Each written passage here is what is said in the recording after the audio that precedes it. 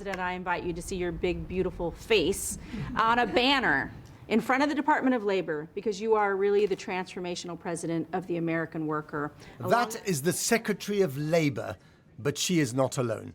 Well, Mr. President, first of all, thank you for the opportunity to work for you. I'm thrilled to be here to work with you. So thank you, President Trump, for your leadership. All 23 cabinet members seized their chance to show fealty to Donald Trump. And our country has never been so secure thanks to you. Abraham Lincoln called his cabinet a team of rivals. This is more round robin of sycophancy. This is just such a great opportunity, really, to recognize your leadership. It went on for over 3 hours and Trump didn't look bored. The climax may well belong to his billionaire bestie turned envoy to everywhere. And there's only one thing I wish for. Steve Witkoff. That Nobel Committee finally gets its act together and realizes that you are the single finest candidate since the Nobel Peace, this Nobel Award was ever talked about. More Kim Jong-un than leader of the free world. In another era, these would have been embarrassing open mic moments. But in another era, there would also have been less gold. In the cabinet room and the Oval Office. Mr. Prime Minister, thank you very much. Notice the makeover from February to this Monday. Great people, great. America's power on the world stage may be diminished, but Trump's power to make his peers sacrifice their dignity in public is perhaps unrivaled. I really want to thank you, President of the United States, dear Donald. The path is open. You opened it. Something has changed thanks to you. But I digress. What's all this got to do with Lisa Cook, civil rights veteran turned decorated economist and one of the 7 governors of the Federal Reserve, the body that sets America's interest rates? Cook, an economist and the first black woman to serve on the Federal Reserve Board. Trump sacked her yesterday, citing an irregularity with her mortgage declaration. But no, she seems to have had an infraction, and she can't have an infraction, and especially that infraction, because she's in charge of, if you think about it, mortgages, and we need people that are 100% above board. Making an unprecedented move. An obscure reason, and she's fighting back. But this is really about who gets to control the building currently under reconstruction. The Fed sets interest rates, and it's been independent since 1951. We're with the chairman, as you know. Chairman, come on over.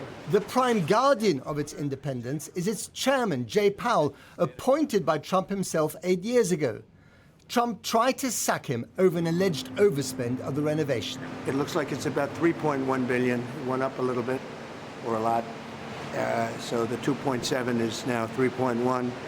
I'm not aware of that. But the dirt hasn't stuck. And the idea that the Fed could be controlled by any president, let alone this one, has alarmed the markets. But who will have the courage to tell him? Well, let's cross over to New York and Financial Times columnist Gillian Tett, who's also the head of King's College, Cambridge. Gillian, it's great to have you back on the programme.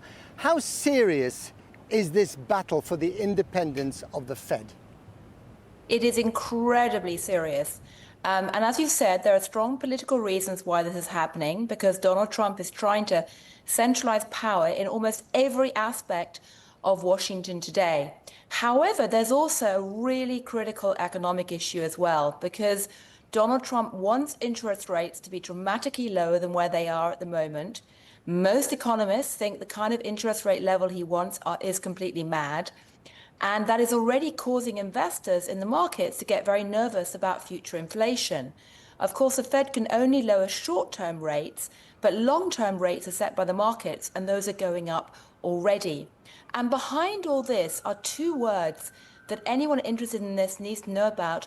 One is fiscal dominance, and the other is financial repression, which sounds a bit sort of weird and nerdy, or a bit kinky even, but it basically means that the US debt is growing so rapidly that there's enormous pressure right now on the White House to find a way to lower rates so that the interest payments won't essentially blow the whole system up. It's a bit like having a mortgage with a variable mortgage.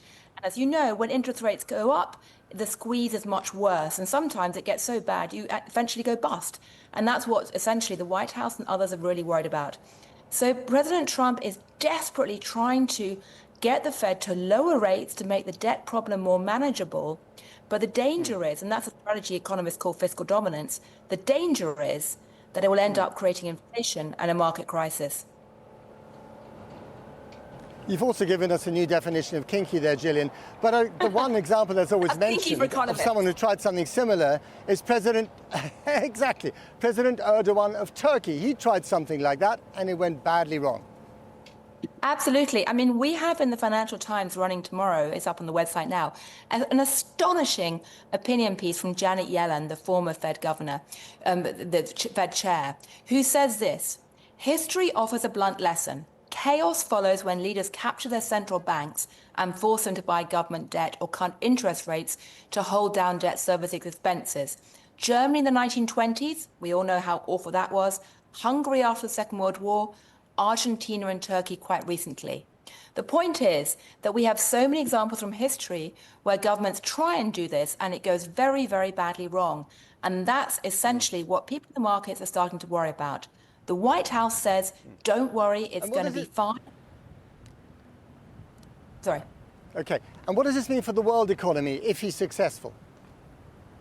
Well, if he forces down interest rates, essentially what you're going to see is right around the world, people in the short term become more optimistic about growth because having lower rates is usually a bit like throwing, gasoline or petrol onto a bonfire when it's already burning. It flares up dramatically.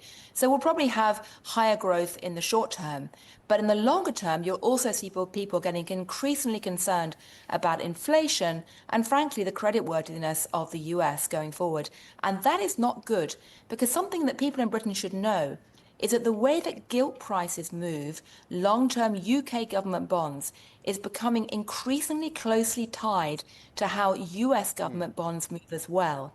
And so essentially what happens in America will almost certainly come across to British shores as well. And Gillian, there's also an issue of governance here, isn't there? Because he was trying to look for dirt in Lisa Cook's record. He had been trying to look for dirt in Jay Powell's record. I mean, this is also new territory for how America's governed. Absolutely. I mean, this is really a sort of pattern we're more used to seeing in emerging markets. And some of the big asset managers I've been speaking to recently are starting to treat America as if it was an emerging market because of how politics is increasingly shaping economic policy. And the reason why Lisa Cook is so important is that essentially there are 7 voting members on the Fed board at the moment. And at the moment, he has 3 under his control. If he gets a 4th one, then of course he has a lot more ability to try and set rates. And as we look to the future, what is also very ugly about what's going on, and the reason why Janet Yellen wrote the opinion piece in the FT, which is absolutely remarkable, unprecedented for a Fed governor to do this with such strong language. But what's so important is that Lisa Cook is the first black female governor of the Fed. The other Fed governors around that table will be feeling really nervous.